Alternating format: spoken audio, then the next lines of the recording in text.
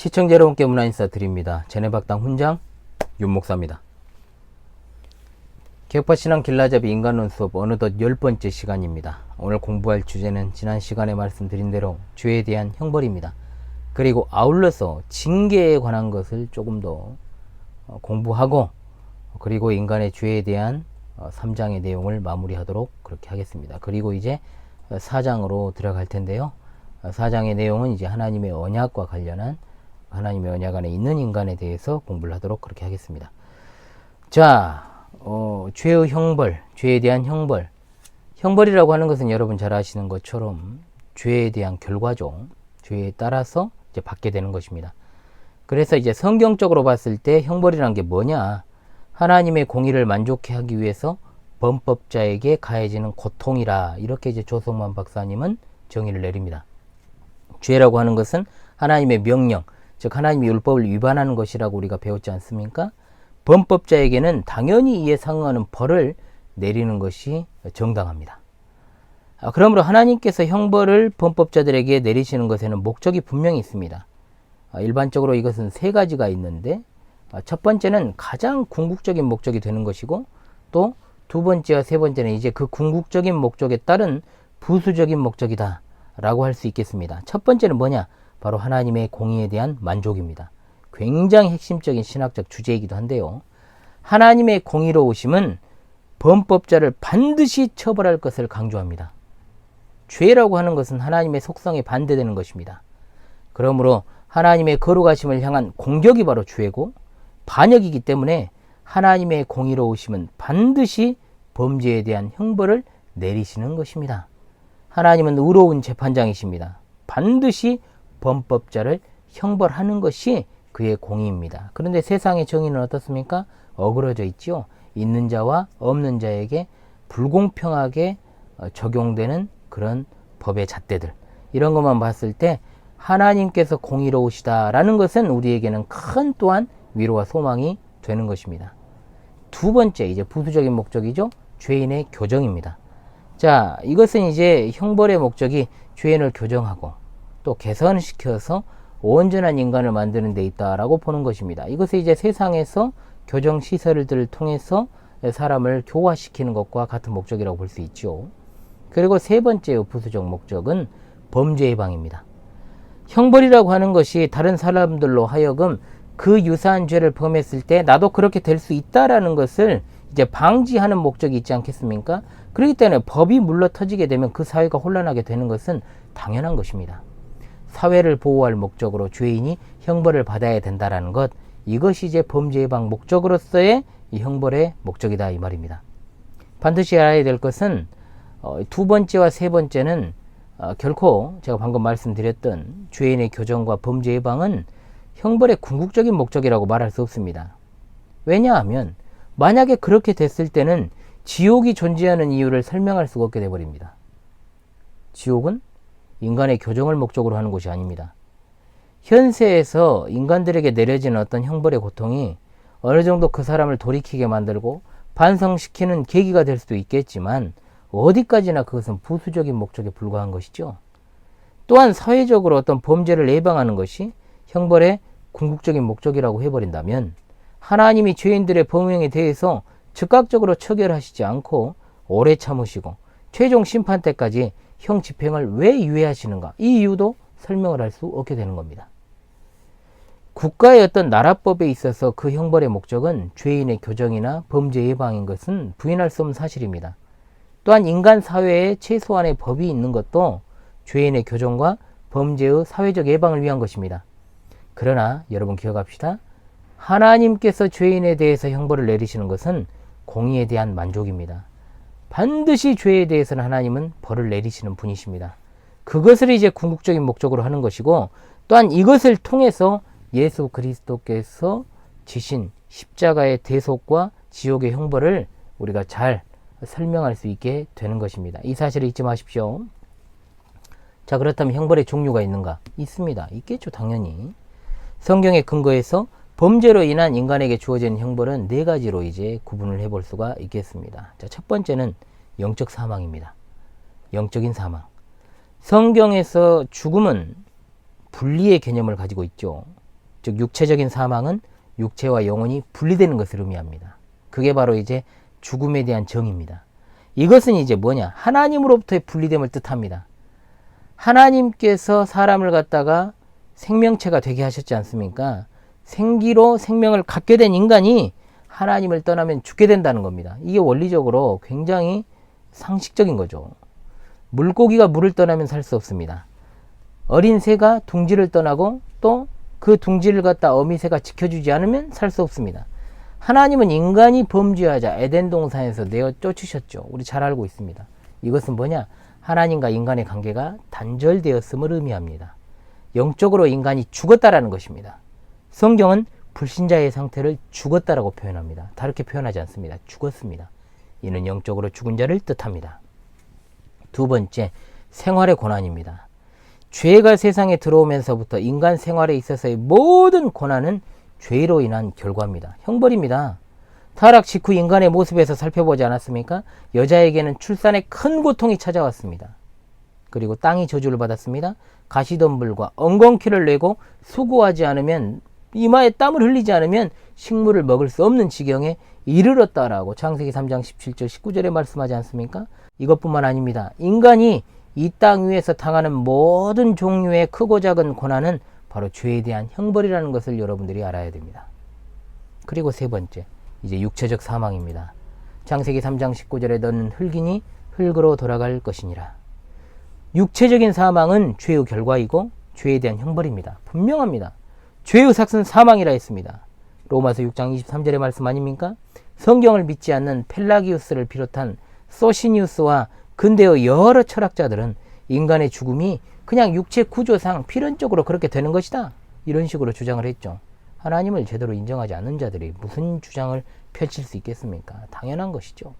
그러나 성경은 인간이 창조될 때 죽지 않는 존재로 창조되었다라고 분명히 가르칩니다. 선악을 알게 한 나무의 열매를 먹는 날에는 반드시 죽으리라는 말씀은 인간이 필연적으로 죽게 되어 있는 존재가 아니라는 것을 뜻합니다. 죽지 않는 존재로 창조된 인간은 범죄로 말미암아 형벌을 받아서 육체적인 사망이 찾아오게 된 것입니다. 로마서 5장 12절이 바로 또 그 말씀 아닙니까? 네 번째, 영원한 사망입니다. 이것은 인간이 영육간에 이제 지옥에 떨어져 가지고 영원토록 당하는 최종 고통을 말하는 것입니다. 이러한 영원한 사망은 영적인 사망의 최종적인 결과라고 할 수 있으며 형벌의 완성이기도 합니다. 죄인들에 대한 하나님의 진노는 이 영원한 사망에서 최종적으로 진행이 되게 되고, 하나님으로부터의 완전한 분리는 그 자체로 가장 무서운 고통 중에 고통이라는 사실을 깨닫게 되는 것이죠. 자, 형벌에 대해서 우리가 보았습니다. 믿는 신자에게 있어서는 이 형벌의 의미라든지 형벌의 목적이라는 것이 큰 의미가 없다라고 생각할 수도 있겠습니다만 그렇지 않습니다. 왜? 우리가 원래는 이 형벌을 받아야만 하는 존재 아니었습니까? 또한 우리는 다시금 예수 그리스도의 십자가의 대속과 또 그로 인해서 지옥 형벌을 면케 된 이 놀라운 구원의 은혜를 또 생각하며 나아가야 될 것입니다. 자, 그렇다면 이제 이번 시간에는 교회 신학에서 잘 다루지 않는 부분인데 징계에 대해서 좀 공부를 해보도록 하겠습니다. 죄에 대한 징계. 이 부분 같은 경우에는 이제 하문호 목사님이 자신의 교회 신학에서 징계론을 따로 다루고 있습니다. 그 부분이 참 인상 깊고 또 성도들에게 굉장히 유용하다 싶어서 제가 거기를 발췌해서 여러분들에게 소개하고 또 가르치려고 합니다. 여러분, 반드시 다루어져야 될 문제입니다. 인간론의 주제와도 일치하는 것이고 또 동시에 이것은 형벌과는 달리 거듭난 하나님의 백성들이 신앙생활을 할 때 반드시 맞닥뜨리게 되는 문제이기 때문에 그렇습니다. 자, 징계의 개념 및 정의를 좀 보겠습니다. 먼저 신구약 성경에서 징계라는 말은 어떤 뜻을 가지고 있는가? 구약에서 징계를 나타내는 단어는 무살입니다. 이 단어는 훈계, 채찍, 징벌 등을 가리키는 말로 사용되었습니다. 신약에서는 파이데이아가 있습니다. 그리고 파이듀테스라는 말도 나옵니다. 이 단어들은 모두 자녀 양육이라든지 교육, 교정, 징계 이런 것들을 가리키는 단어로 사용되었습니다. 그래서 이제 징계를 나타내는 이런 성경적 용어들은 징계가 단순한 형벌이 아니라 가정에서 부모가 자녀를 양육할 때 잘못이 있으면 꾸짖고 매를 들어서 바른 길을 가게 하는 훈육과 관련된 단어다라는 것이죠. 자, 이 부분을 잘 기억을 하십시오. 따라서 징계라는 것은 무엇이겠습니까? 예수 그리스도를 믿음으로 말미암아 의롭다함을 얻은 성도들이 성화의 과정 가운데 연약해서 범죄할 때가 있지 않습니까? 그때 하나님께서 그들의 잘못을 깨우쳐 주시지 않으면 어떻게 깨달을 수 있겠습니까? 바른 길로 돌아서게 하시기 위해서 하나님께서 내리시는 채찍입니다. 회초리라는 거죠. 이해되십니까? 그러므로 이것을 통해서 징계는 두 가지로 딱 정의가 가능하게 됩니다. 첫 번째, 징계는 형벌이 아닙니다. 징계는 형벌이 아니에요. 징계나 형벌은 둘 다 범죄의 결과로 찾아오는 것은 분명합니다. 그러나 이 두 가지가 근본적으로 다를 수밖에 없는 것은, 형벌이라는 것은 하나님의 공의에 대한 만족을 위한 것입니다. 하나님이 그분의 법정에서 내리시는 법정 선언의 성격을 띠는 것이 형벌이지만, 징계는 하나님이 부모의 입장에서, 아버지의 입장에서 자녀에게 내리시는 꾸지람 회초리라는 거예요. 이해되십니까? 두 번째, 믿음으로 의롭다 하심을 얻은 성도에게만 징계는 내려집니다. 징계는 하나님이 부모의 입장으로 그의 사랑하시는 자녀에게 내리시는 겁니다. 하나님의 자녀란 예수 그리스도를 믿음으로 말미암아 의롭다 하심을 얻었고 하나님의 자녀가 되는 권세를 얻은 자들입니다. 양자된 자들이죠. 즉 양자의 영을 받은 자들입니다. 그러므로 성도들은 칭의로 말미암아 법정 선언, 즉 죄의 정죄에서 벗어났기 때문에 어떤 경우에라도 형벌을 받는 일은 없습니다. 성도들이 범죄할 경우에 먼저는 하나님께서 성도 가운데 내주하시는 성령님을 통해서 그 양심의 말씀으로 깨우쳐 주시고 계속 생각나게 하시죠. 돌이키도록. 그래도 돌이키지 않으면 이제 채찍을 실제적으로 가하시는 겁니다. 그래도 깨닫지 못할 경우에는 채찍의 강도는 훨씬 세집니다. 하나님의 자녀를 향한 징계의 목적은 살리는 것이지 죽이는 게 아닙니다. 그러나 분명한 것은 하나님의 매 정말로 무섭고 아픕니다. 그것은 어떤 인간 부모가 때리는 매와도 비교할 수가 없는 그러한 준엄한 꾸지람과 채찍이라는 것을 우리가 기억을 해야 되겠죠. 자, 그렇다면 이러한 징계의 성경적인 근거가 있는가? 있으니까 말씀을 드리겠죠. 잠언 3장 11절로 12절. 내 아들아, 여호와의 징계를 경히 여기지 말라. 그 꾸지람을 싫어하지 말라. 그랬고, 히브리서 12장 7절로 9절에 너희가 참음은 징계를 받기 위함이라. 하나님이 아들과 같이 너희를 대우하시나니 어찌 아버지가 징계하지 않는 아들이 있으리요. 징계는 다 받는 것이거늘 너희에게 없으면 사생자요 친아들이 아니니라. 또 우리 육신의 아버지가 우리를 징계하여도 공경하였거든 하물며 모든 영의 아버지께 더욱 복종하며 살려하지 않겠느냐. 아멘. 신명기 8장 5절로 6절. 너는 사람이 그 아들을 징계함 같이 내 하나님 여호와께서 너를 징계하시는 줄 마음에 생각하고 내 하나님 여호와의 명령을 지켜 그의 길을 따라가며 그를 경외할지니라. 아멘. 고린도전서 11장 32절. 우리가 판단을 받는 것은 주께 징계를 받는 것이니 이는 우리로 세상과 함께 정죄함을 받지 않게 하려 하심이라. 아멘입니다. 자, 그렇다면 이제 성경의 근거에서 징계의 목적이 있겠죠. 뭐 당연한데 이것은 어느 정도 답이 나왔습니다만은 이 징계의 목적에 대해서 우리가 네 가지를 한번 살펴봅시다. 자, 첫 번째, 여호와의 명령을 지키고 그를 경외하게 하기 위해서 하나님은 징계하십니다. 신명기 8장 5절로 6절 소개했습니다. 너는 사람이 그 아들을 징계함 같이 내 하나님 여호와께서 너를 징계하시는 줄 마음에 생각하고 내 하나님 여호와의 명령을 지켜 그의 길을 따라가며 그를 경외할지니라. 아멘. 두 번째입니다. 하나님께 복종하며 살도록 하기 위해서 징계하십니다. 히브리서 12장 9절에 또 우리 육신의 아버지가 우리를 징계하여도 공경하였거든 하물며 모든 영의 아버지께 더욱 복종하여 살려하지 않겠느냐. 하나님께 복종해야 됩니다. 그 일을 위해서 하나님은 징계하십니다. 세 번째입니다. 하나님의 거룩하심에 참여토록 하기 위해서 징계하십니다. 히브리서 12장 10절. 저희는 잠시 자기 뜻대로 우리를 징계하였거니와 오직 하나님은 우리의 유익을 위하여 그의 거룩하심에 참여하게 하시느니라. 아멘. 우리 하나님께서 내리시는 징계는 지속적이고 유효한 것이다 이 말입니다. 네 번째입니다. 의의 열매를 맺게 하시기 위해서 징계하십니다. 히브리서 12장 11절. 무릇 징계가 당시에는 즐거워 보이지 않고 슬퍼 보이나 후에 그로 말미암아 연단받은 자들은 의와 평강의 열매를 맺느니라. 아멘입니다. 그래서 이런 징계에 대한 목적을 계속해서 다 종합해 본다고 한다면 징계는 하나님의 자녀들로 하여금 죄악의 길에서부터 돌이켜서 하나님의 말씀 안으로 돌아오게 하여 하나님의 형상을 담는 거룩한 생활로 열매를 맺게 하는 것을 그 목적으로 하는 겁니다. 좀 쉴게요. 그렇다면 이제 마지막으로 징계를 받는 이제 성도의 자세는 어떠해야 될까요? 자, 징계는 하나님이 부모로서 자녀를 바른 길로 이끌기 위하신 좀 꾸짖음과 채찍이라는 것을 우리가 알게 되었습니다. 자, 그렇다면 하나님의 징계를 받는 성도들의 자세는 어떠해야 될까? 이것을 아는 게 정말로 이제 마지막 과제라고 할 수 있겠죠. 자, 이것을 몇 개 생각해 봅시다. 첫 번째, 회개하는 마음으로 징계를 받아야 됩니다. 잠언 3장 11절 말씀, 내 아들아 여호와의 징계를 경히 여기지 말라. 그 꾸지람을 싫어하지 말라. 욥기 5장 17절, 볼지어다 하나님께 징계를 받는 자에게는 복이 있나니 그런즉 너는 젖는 자의 징계를 업신여기지 말지니라. 물론 욥기의 맥락에서는 자, 이것을 갖다가 징계로 해석을 하고 있습니다만은 징계에 대한 정의 자체로는 이것이 틀린 말이 아니라는 거죠. 자, 그리고 이와 관련해 가지고 또 성경의 대표적인 인물이 누굽니까? 다윗 아닙니까? 다윗. 자, 다윗은 자신의 부하 우리아의 아내 밧세바를 범하고 또한 우리아를 전쟁터에서 죽게 만든 죄를 범해서 하나님께 징계를 받는 중에 사울 집 족속이었던 시므이라는 사람의 저주를 들어야 했어요. 그러나 우리는 그가 시므이의 저주가 여호와 하나님으로부터 온 것임을 겸손히 그가 인정했다는 겁니다. 저주의 소리를 계속 들으며 피난길을 재촉했던 것을 우리가 사무엘하 16장 11절로 12절을 통해 알게 됩니다. 실로 징계 앞에서의 성도의 신앙 인격이 어떠해야 하는가를 잘 보여주는 대목이 바로 다윗의 이 사건입니다. 자, 첫 번째가 뭐라고요? 회개하는 마음으로 징계를 받아야 된다. 그리고 두 번째, 낙심하지 말아야 됩니다. 히브리서 12장 5절에 내 아들아 주의 징계하심을 경히 여기지 말며 그에게 꾸지람을 받을 때 낙심하지 말라.